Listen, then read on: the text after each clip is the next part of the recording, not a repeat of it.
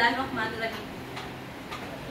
इस वक्त मेरे पास कुर्बान उमरानी साहब जो हैं वो बलूचिस्तान से मुलाकात करने के लिए आए और जैसे मैं कश्मीर के इश्यूज़ को बहुत ज़्यादा हाईलाइट करती हूँ, इसी तरह बलूचिस्तान, सिंध, KPK में, पंजाब में और बलूचिस्तान में बहुत सारे मसाइल हैं। मेरा ख्याल से हम सब का फ़र्ज़ बनता है कि एज अ वॉलंटियर और ख़ास तौर पर एज अ पेट्रियोटिक पाकिस्तानी जो है वो हम सब का फ़र्ज़ बनता है कि अपने अपने इलाके के जो मसाइल हैं सोशल मीडिया के ज़रिए उसको हाईलाइट करें। तो कुर्बान भाई, क्या मसाइल हैं, आप क्या कहते हैं बलूचिस्तान के बारे में? बाजी, पहले तो हमारे बलूचिस्तान में ये इशू है, जैसे हमारा नसीराबाद डिवीज़न है, वहाँ ज़रखेज़ इलाका है, हमारे पास पानी का मसला है, पानी नहीं है। आज भी दिरामुरा जमाली में वहाँ के लोगों ने बड़ा एहतजाज किया पानी के सिलसिले में। अभी कमिश्नर से उन लोगों का मीटिंग हुआ, बस मुज़ाकरात हो गए, चले गए, पानी नहीं मिलेगा। फिर भी मुज़ाकरात। और दूसरा मसला हमारे पास एजुकेशन का मसला है, एजुकेशन न होने के बराबर है, हेल्थ तो बिल्कुल न होने की। अभी दिरामुरा जमाली नसीराबाद का हेडक्वार्टर है, वहाँ डिवीज़न है, 4 डिस्ट्रिक्ट में मुश्तमिल है। वहाँ इस टाइम आपको कुत्ते का इंजेक्शन नहीं मिलेगा, सांप का इंजेक्शन नहीं मिलेगा। हेपाटाइटिस B, C पे लोग मर रहे हैं, शुगर हर एक दूसरे बंदे को है, हेपाटाइटिस इसी तरह।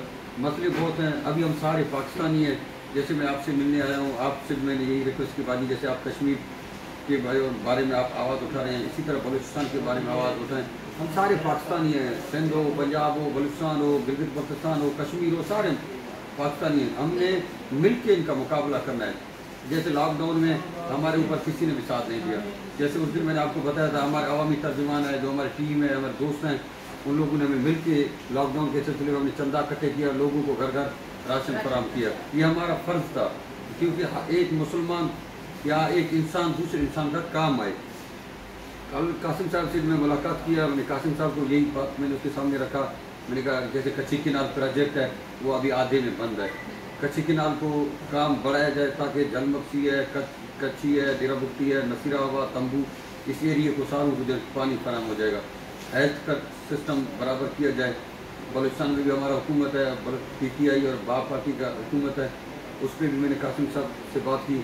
तो इस सिलसिले में मैंने कहा मैं बाजी कवाल है आपसे भी मिलूँ, थोड़ा आप भी बलूचिस्तान के इशू को उठाएँ, और हम उम्मीद भी रखते हैं आप इशू उठाएंगे। कासिम साहब भी लगे हुए हैं, कासिम साहब भी बहुत अच्छा काम कर रहे हैं। 2-3 दिन से हम भी कासिम साहब के साथ थे। फिर मैं बाजी फरा अजीम शाह से मिला हूँ, वो हमारे बलूचिस्तान से MPA मुंतखब हुए थे, उसको भी मैंने बोला, वो भी इसी सिलसिले में लगा हुआ है। ईद के बाद इंशाल्लाह मैं दोबारा यहाँ आऊँगा, दोबारा यहाँ मैं डेरा लगा के बैठूँगा। हमसे जो हो सका हम पीछे नहीं हटना है, अभी हमने निकलना है। इस सिलसिले में आप जैसे बहनें हमारे सपोर्ट करें। हमारे पास ये हमारा मुल्क है, ये मुल्क है तो हम हैं।